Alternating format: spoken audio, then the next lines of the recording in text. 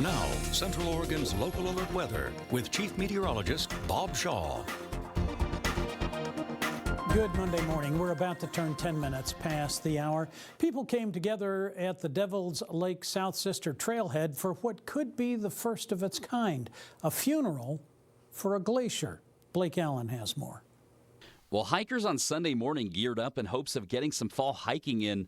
One group was gearing up for a funeral for Clark Glacier on South Sister, which organizers with the Oregon Glaciers Institute say has melted away from its once great size. To be more specific, the group says the glacier lost about 90% of its surface area, melting from 70 acres of ice to less than 9 acres.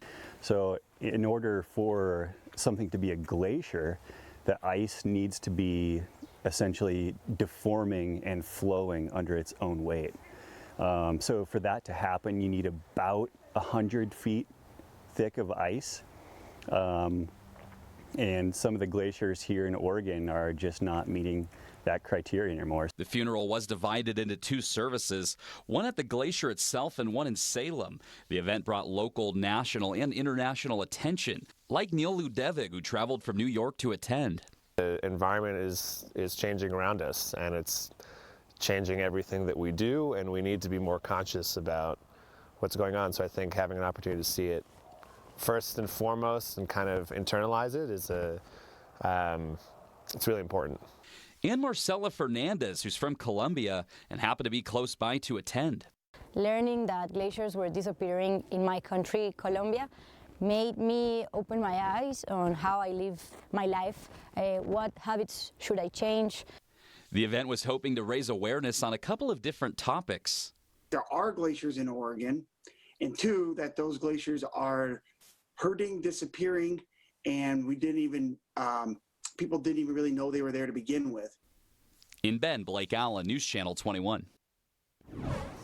Well, over the weekend, you may have noticed a few small plumes of smoke around Bend. That's because outdoor debris burning is once again allowed in the Deschutes County Rural Protection District. While campfires, cooking fires, and other recreational fires are allowed within the city limits, debris burning is banned under a city ordinance. The smoke in Bend's outskirts has led to some concerned calls to Bend Fire and Rescue.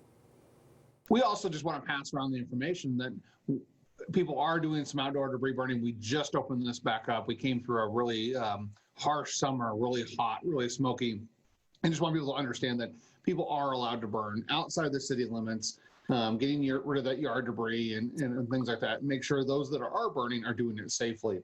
If they have a concern about the burning, by all means, please call and have us go out in there and look at it.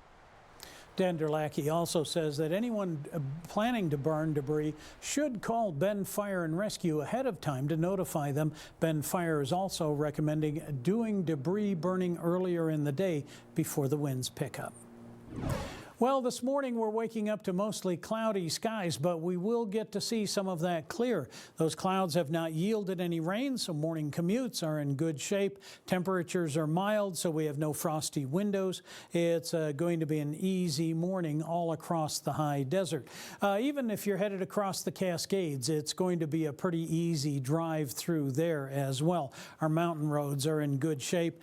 May not be able to say the same as we get toward the end of the week, as these mountains are going to see some snow, and we here on at street level may as well. Right now, most of that is off to our east. Montana, Wyoming, the Dakotas, and Nebraska. It's well east of us. What we are getting is the southern portion of that storm. It brought some scattered showers to western Washington, the Portland area. Portland, Astoria, out through there, they got a little bit by way of some rain, but nothing terribly severe. Central Oregon, we've been staying dry, and it looks like we will for the next couple of days, simply because we don't get much of a change in our airflow. It is allowing a little bit of cooler air embedded within this. Consequently, our daytime highs are going to start to cool a little.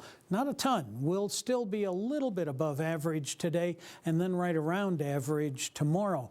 It's after this that cold air starts to sink into the Pacific Northwest, and it will really change things dramatically for for us as we get toward the end of the week. Right now, 48 degrees at the Bend Airport with a gentle breeze out of the west-southwest.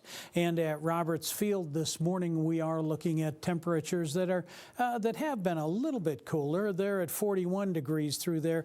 Their gentle breeze coming directly out of the south. All of Central Oregon pretty mild this morning. We're scattered all through the 40s to get the day started. Some of these may drop a little bit more as we get through the morning, but that cloud cover has actually helped to hug a little bit of heat in, so we're in pretty good shape. Not much wind this morning either. Now that will change this afternoon. Watch for westerly and northwesterly winds to pick up to about 5 to 15 miles an hour. Some areas will see gusts as high as 20 to 30 miles per hour. Daytime highs today are going to be pretty mellow. We're going to see mid-60s to upper 60s for Jefferson and Wasco County. That'll be true in Crook County. May even see a couple of spots hit that second 70-degree mark. Mid-60s for just about all of Deschutes County as well. Well, we're looking at a couple of more pleasant days, and then that airflow that we were looking at is going to change just a bit. That cold feed is going to do something we call digging in. It's going to start to descend toward the south, and it is going to change temperatures by Wednesday by as much as 10 to 15 degrees.